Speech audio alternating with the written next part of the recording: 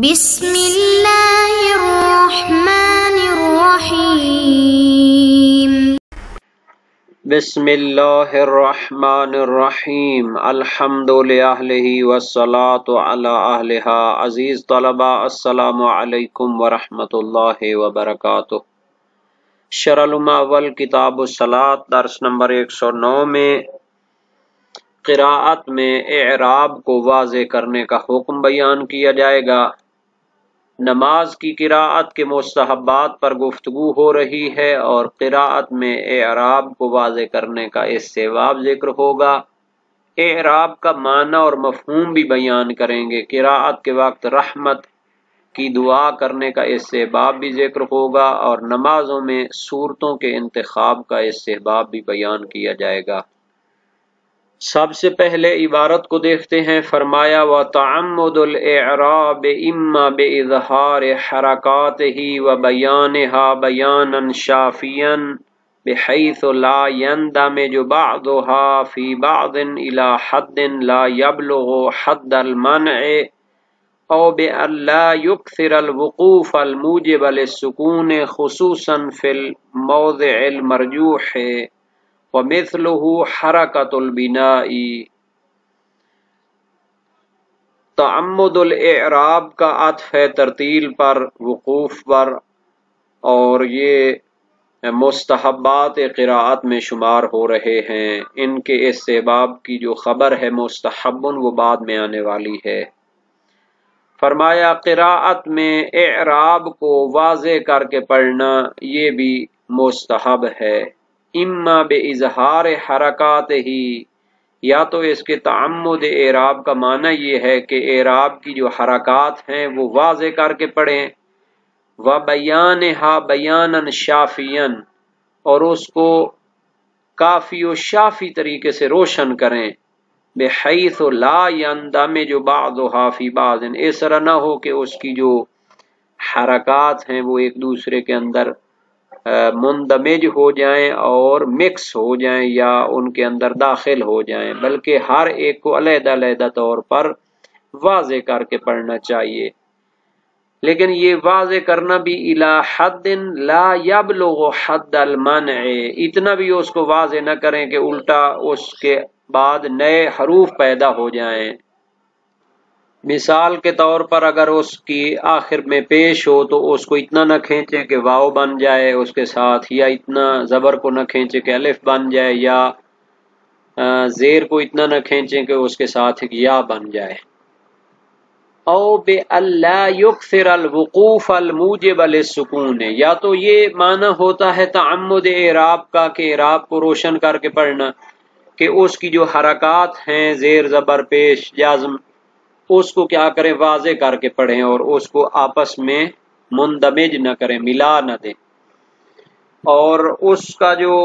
ملا نہ دینے کا جو سلسلہ ہے اس میں بھی احتیاط یہ رہنی چاہیے کہ اس کو واضح واضح کرتے کرتے جناب اس سے نئے حروف بھی پیدا نہ ہو جائیں جو ممنوع کی حد تک ہوتے ہیں۔ ایک اس کا یہ معنی ہو سکتا ہے، اور دوسرا شہید ثانی فرماتے ہیں اس کا معنی یہ ہو سکتا ہے بِأَلَّا يُكْثِرَ الْوُقُوفَ الْمُوجِبَ لِلسُّكُونِ، وہ اتنے زیادہ وقف نہ کرے کہ جیسے بار بار سکون کا جو ہے نا جی سبب پیدا ہو جائے، چونکہ جب وقف کرتے ہیں تو اس کو ساکن کر دینا چاہیے آخر کو، تو اتنے زیادہ وقف نہ کریں کہ اکثر الفاظ کو پھر کیا ہے بغیر ان کے اعراب کے پڑھیں۔ خصوصاً فی الموضع المرجوح، خصوصاً ایسی جگہ اگر وقف کرتے ہیں کہ جہاں پر وقف کبھی لازم آتا ہے، یعنی نہ معنی مکمل ہو رہا ہے نہ لفظ مکمل ہو رہا ہے، اس طرح اگر بے ہنگم سے وقف کریں گے اور حروف کے یا الفاظ کے آخری حرکت کو جو اعرابی حرکت ہوتی ہے اس کو حذف کریں گے تو یہ پھر مرجوع ہو جاتا ہے، اس کو وقف کبھی سے بھی یاد کیا جاتا ہے۔ تو بہرحال نہ زیادہ وقف ہونے چاہیے کہ جس سے سکون کا سبب پیدا ہو جاتا ہے اور معنی یا لفظ کا بے ربط ہونا لازم آتا ہے، یا اس کا معنی یہ ہے کہ اس کو واضح واضح اعراب گزاری کے ساتھ پڑھیں۔ تو اعراب میرے خیال میں نحو علم نحو میں اس کی خاصی وضاحت کی گئی ہے۔ کہ یہ جو عربی لغت ہے اس میں جب کوئی ایک جملہ بنایا جاتا ہے تو اس میں مختلف الفاظ سے استفادہ کیا جاتا ہے، اسماء، افعال، حروف۔ تو یہ جو جن اسماء اور افعال کے آخر میں عامل کے بدلنے سے اس کی حرکت بدل جاتی ہے، تو یہ جو آخری حرکات کا بدلنا ہوتا ہے یہ اعرابی حرکات ہوتی ہیں۔ تو ایک اس کا یہ معنی ہو سکتا ہے کہ اس کے آخری حرکات کو جو پیش، زیر اور زبر ہوتی ہے یا جزم ہوتی ہے اس کو واضح کر کے پڑھا جائے۔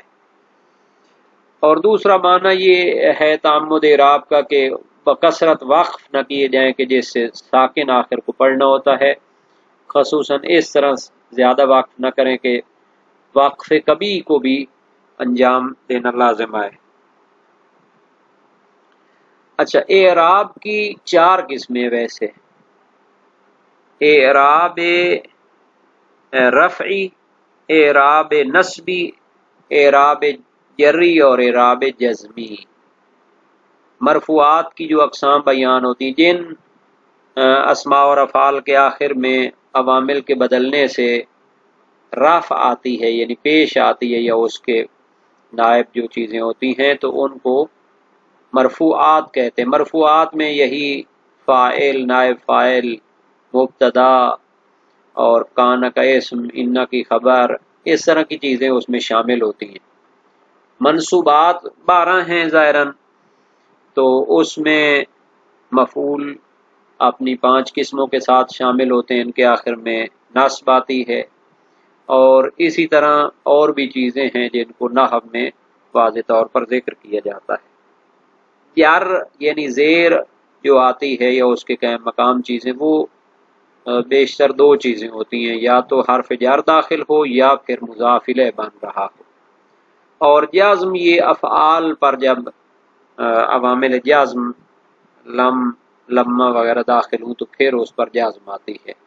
حروف شرط بھی بیشتر جزم دیتے ہیں۔ تو یہ جو اعراب ہوتا ہے اس کو بھی انسان اگر واضح کر کے پڑھے تو اس سے بھی معنی جو ہے وہ کافی روشن ہوتا ہے، اس کی دخالت ہوتی ہے۔ یعنی جب کوئی جملہ بنتا ہے تو ہر لفظ کی جو آخری حرکت ہوتی ہے وہ معنی کو سمجھانے میں دخیل ہوتی ہے۔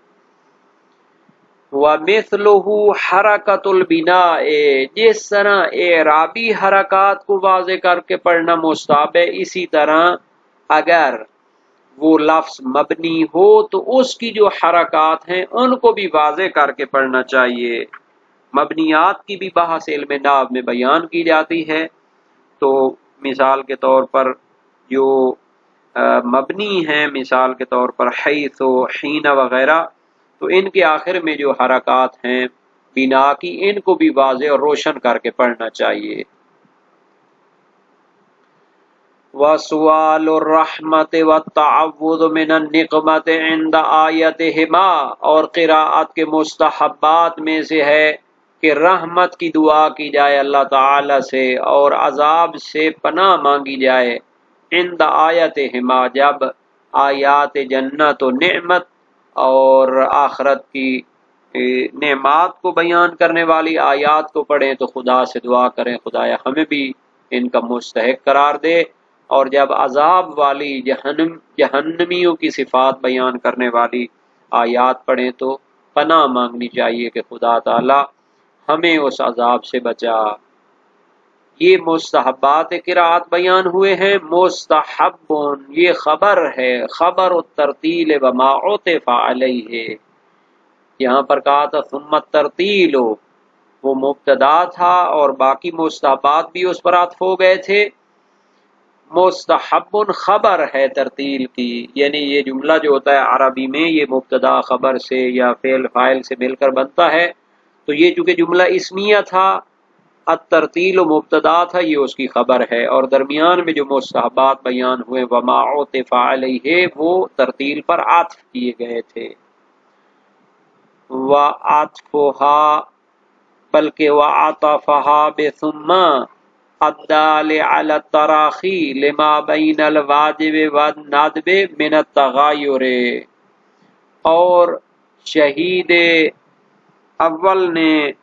عطف کیا ہے ثم کے ذریعے، پہلے واجبات قرات کو بیان کیا تو اس کے بعد مستحبات کو بیان کرنا چاہتے تھے، فرمایا ثم الترتیل، تو یہ ثم کے ذریعے عطف کیا ہے۔ ثم دلالت کرتا ہے تراخی پر،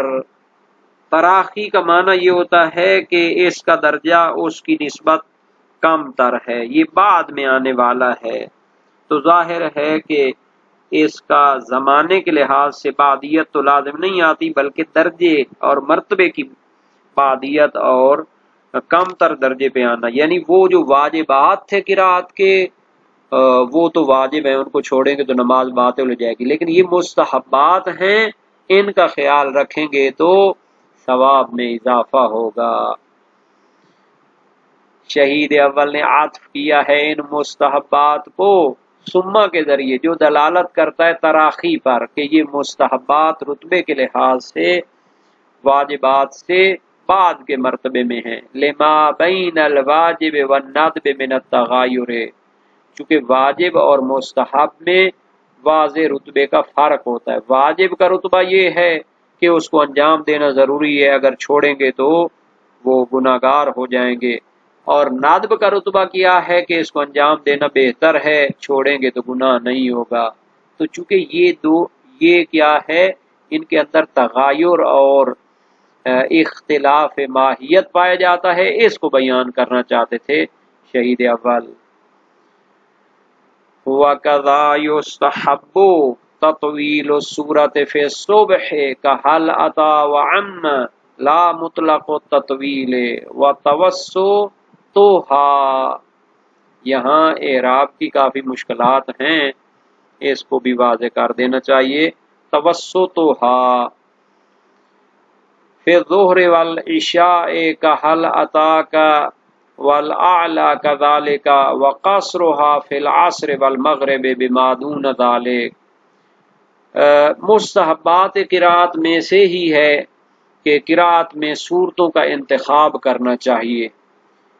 عبارت کا ترجمہ دیکھیں، وَكَذَا يُسْتَحَبُّ تَطْوِيلُ السُّورَةِ فِي الصُّبْحِ، نماز صبح میں قدر لمبی صورت پڑھنا مستحب ہے، جیسے حل عطا اور عم یتساءلون، یہ قدر لمبی صورتیں ہیں، ان کو نماز صبح کی قرات میں پڑھنا چاہیے۔ لا مطلق التطویل، نماز صبح میں لمبی صورت کے مستحب ہونے کا یہ معنی نہیں کہ بطور مطلق لمبی ہو، بطور مطلق لمبی ہو یعنی سورہ بقرہ دیکھیں 3 پاروں تک پہنچ چکی ہے، سورہ آل عمران، سورہ نساء، تو یہ بہت زیادہ لمبی صورتیں ہیں کہ اگر ان کو ایسا ایسا پڑھتا رہے تو شاید سورج بھی طلوع ہو جائے، اور اس طرح تو پھر مراد نہیں ہے۔ مستحب ہے کہ لمبی قدر لمبی صورت کو پڑھنا مستحب ہے، جیسا کہ یہاں مثالیں دی ہوئی ہیں۔ بطور مطلق سب سے لمبی صورت کو پڑھنا یہ مراد ہرگز نہیں ہے، کیونکہ اس سے تو پھر مشکل پیدا ہو سکتی ہے، وقت کے اندر شاید وہ مکمل بھی نہ ہو۔ وَتَوَسُّطُهَا فِي الظُّهْرِ وَالْعِشَاءِ، اور نماز ظہر اور نماز عشاء میں قدر متوسط صورت پڑھنی چاہیے، نہ ان صورتوں کی طرح لمبی ہو اما یتساءلون کی طرح، اور نہ ہی بالکل چھوٹی صورت ہو۔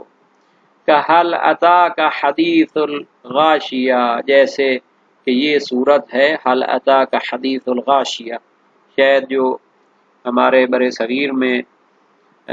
قرآن کی طباعت ہوتی ہے تو اس کا نام غاشیہ، سورہ غاشیہ لکھا ہوتا ہے۔ والاعلی، سورۃ الاعلی پڑھنی چاہیے، کذالک، تو یہ بھی مطلق متوسط مراد نہیں ہے کہ بندہ پھر بہت لمبی صورتوں کے مقابلے میں جو درمیانی صورتیں ہیں ان کو انتخاب کرے، یہ بھی مراد نہیں، بلکہ اس طرح کی جو ہے سورہ اعلی اور سورہ غاشیہ کی طرح کی متوسط صورتوں کو انتخاب کرے۔ وَقَصْرُهَا فِي الْعَصْرِ وَالْمَغْرِبِ بِمَا دُونَ ذَلِكَ، اور نماز عصر اور مغرب میں چھوٹی صورتوں کا پڑھنا مستحب ہے، بِمَا دُونَ ذَلِكَ، جو لمبی صورتوں اور متوسط صورتوں سے کیا ہوں مزید چھوٹی ہوں، تو ان کو جو ہے نا جی پڑھنا مستحب ہے۔ ان بحثوں کی دلیلوں کی طرف بھی مختصر سا اشارہ کر دیں جناب۔ اعراب تو واجب ہوتا ہے کیونکہ اعراب کے بغیر کلمے کا معنی ہی بدل جاتا ہے۔ قرآن کریم میں بھی اس کا خیال رکھنا بہت ضروری ہے۔ تو گویا کہ یہ ہو سکتا ہے شہید ثانی یا شہید اول پہ مناقشہ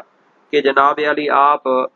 اس کو مستحبات میں شمار کرنا چاہتے ہیں، حالانکہ اعراب تو کیا ہوتا ہے، واجب ہوتا ہے، کیونکہ اس کے بغیر تو پھر کلمے کا معنی بدل جاتا ہے۔ اور اگر اعراب آخر میں وقف کی صورت میں سکون ہوتا ہے تو پھر اس صورت میں اس کے استحباب کی کوئی دلیل نہیں ہے۔ اب ہم آ جاتے ہیں کہ یہ جو استحباب بیان کیا تھا کہ آیات رحمت اور آیات نقمت کو پڑھتے ہوئے انسان کو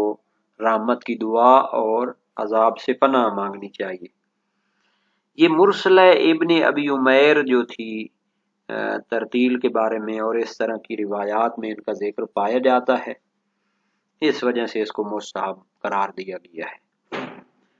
اب ہم آتے ہیں کہ یہ جو لمبی صورتیں اور متوسط اور چھوٹی صورتیں پڑھنے کا ذکر ہے، یہ مشہور کا نظریہ ہے کہ مستحب ہے صورتیں جو ہے ظہرین اور مغرب میں چھوٹی ہوں اور عشاء میں متوسط ہوں